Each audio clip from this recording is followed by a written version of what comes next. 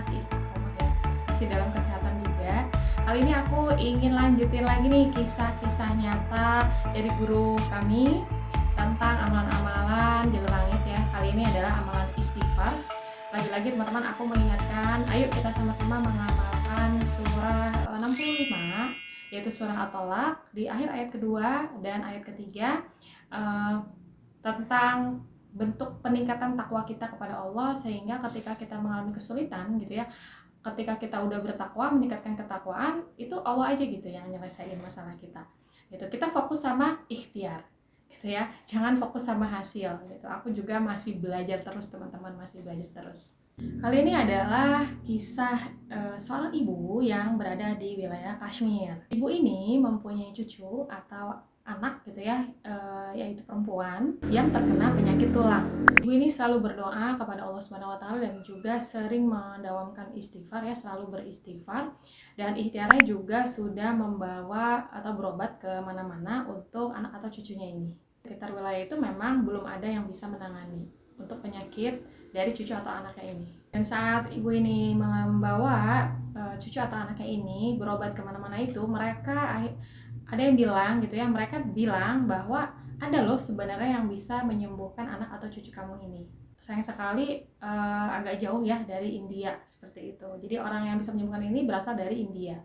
Ibu ini paham bahwa dia tidak mempunyai kemampuan untuk membeli tiket pesawat ke sana seperti itu ya teman-teman. Dan juga untuk membayar dokter seperti itu juga tidak mampu, makanya beliau bertekad untuk terus berdoa dan terus beristighfar. Singkat cerita, dokter yang ditargetkan oleh ibu ini itu tiba-tiba pergi gitu ke luar India, naik pesawat dan melewati wilayah Kashmir itu. Tiba-tiba qadarullah pilotnya ini mengumumkan bahwa terjadi hujan badai dan pesawat pun tidak bisa lanjut, dan pastinya penumpangnya harus turun di wilayah itu.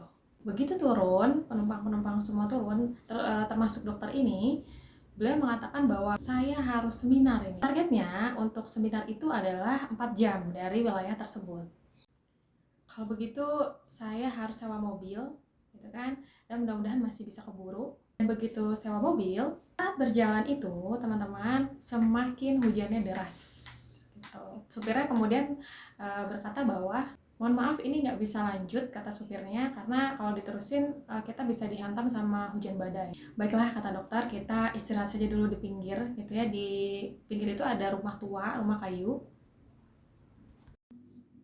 Kemudian dokter ini atau tabib ini ketuk-ketuk pintu gitu ya, mengucapkan salam. Mohon maaf ibu, ketika ibunya keluar yang punya rumah, mohon maaf ibu, kata dokter ini, kami ini musafir dan bolehkah kami berteduh di sini sejenak saja karena ada hujan badai. Oh silakan, kata ibu yang punya rumah. Kemudian ibu itu menghidangkan minuman.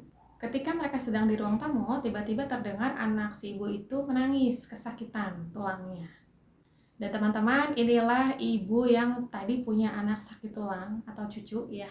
Dan ini dokter yang diharapkan seperti itu teman-teman. Dokter target dari ibu ini didatangkan ke rumahnya seperti itu teman-teman oleh Allah Subhanahu wa taala. Kemudian dokter ini bertanya, sakit apa ibu, anak ibu atau cucu ibu ini? Terus ibunya menjawab, sakit tulang dok. Sudah dibawa ke dokter, kata dokter itu. Sudah, semua sudah saya lakukan, sudah kemana-mana, tapi kata dokter-dokter itu atau tabib-tabib itu belum bisa disembuhkan. Tapi ada satu dokter yang bisa menyembuhkan, kata mereka. Namanya itu Fulan, gitu, dokter dari India, disebutkanlah oleh si ibu ini. Dan dokter ini tiba-tiba menangis, lalu berkata, segala puji bagi Allah, subhanallah, yang telah mendatangkan saya ke rumah ibu. Sayalah dokter yang sedang ibu targetkan itu. Begitulah teman-teman, Allah datangkan dokter tersebut karena istighfarnya ibu itu, karena doanya kepada Allah Subhanahu wa taala. Tidak pakai biaya dan dokternya langsung datang ke tempat itu. Itulah teman-teman kisah istighfar yang berikutnya. Semoga teman-teman bisa sangat terinspirasi dan semakin semangat lagi untuk melangitkan doa-doa dan juga untuk terus beristighfar. Jangan lupa teman-teman tonton video aku berikutnya. Yang belum subscribe, lanjut subscribe, comment, like, dan share-nya. Wassalamualaikum warahmatullahi wabarakatuh.